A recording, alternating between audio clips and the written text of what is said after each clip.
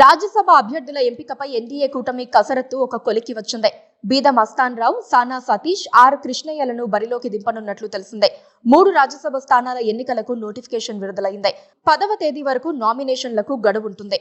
వైసీపీకి చెందిన 3 ఎంపీల రాజీనామాలతో ఈ ఎన్నికలు అనివార్యమయ్యాయి. రాజీనామా చేసిన 3 ఎంపీల్లో మోపిదేవి వెంకటరమణ, బీద మస్తాన్ రావు టీడీపీలో చేరగా ఆర్ కృష్ణయ్య బీజేపీ పెద్దలతో టచ్ లో ఉన్నట్లు ప్రచారం ఉంది. వీరిలో మస్తాన్ రావు, సతీష్ ను టీడీపీ నుంచి, కృష్ణయ్యను బీజేపీ నుంచి బరిలో నిలిపబోతున్నట్లు సమాచారం. పదవీ కాలం ఇంకా 4 ఏళ్లు ఉండగానే బీద, కృష్ణయ్యలు రాజీనామా చేయగా మోపిదేవి పదవీ కాలం 1.5 ఏడాది మాత్రమే మిగిలింది. మోపిదేవి స్థానంలో తూర్పుగోదావరి జిల్లాకు చెందిన పార్టీ నేత సానా సతీష్ ను నిలపాలని టీడీపీ అధినాయకత్వం యోచిస్తోంది. సతీష్ ను ఇటీవలి ఎన్నికల్లో కాకినాడ లోక్సభ స్థానం నుంచి బరిలో నిలపాలని పార్టీ భావించింది. కానీ పొత్తులో భాగంగా ఆ సీటును జనసేనకు కేటాయించారు. దీంతో ఇప్పుడు రాజ్యసభ ఎంపీగా అవకాశం ఇవ్వాలని నిర్ణయించినట్లు పార్టీ వర్గాలు అంటున్నాయి.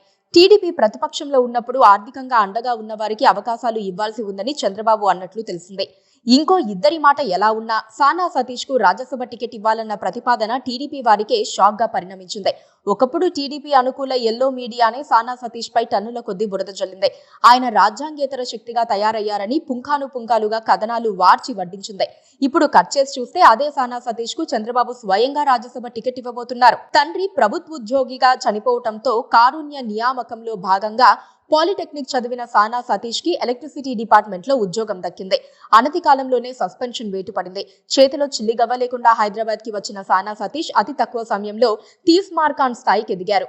జైలుకెళ్లిన ఉత్తరప్రదేశ్ గొడ్డు మాంసం వ్యాపారి మోయిన్ అఖ్తర్ ఖురేషితో సానా సతీష్ కు సంబంధాలుండేవి.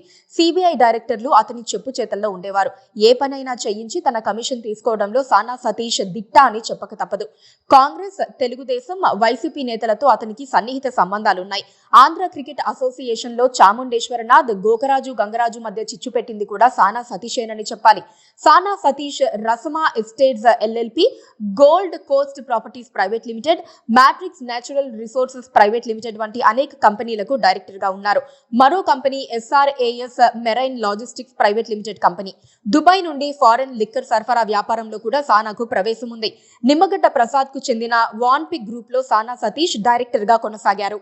నాటి కాంగ్రెస్ నాయకుడు, మాజీ మంత్రి మోపిదేవి వెంకటరమణ, ఆమంచి కృష్ణమోహన్ సహకారంతో వాన్పిక్ కోసం రైతులను సానా సతీష్ నిలువునా మోసం చేశాడనే ఆరోపణ బలంగా ఉంది.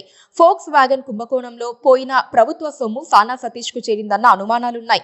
సానా సతీష్ పై ఎన్నో ఆరోపణలున్నప్పటికీ టీడీపీ యువ నాయకుడికి అత్యంత సన్నిహితంగా ఉన్నందునే అన్ని పనులు జరుగుతున్నాయన్న ఆరోపణలున్నాయి. అతను విజయవాడలో ఉంటూ ప్రభుత్వానికి సంబంధించిన ఎలాంటి పనులనైనా చక్కబెడతాడని చెప్పుకుంటున్నారు. సతీషా మజాకా? Please subscribe to KTV Telugu. KTV Telugu. KTV Telugu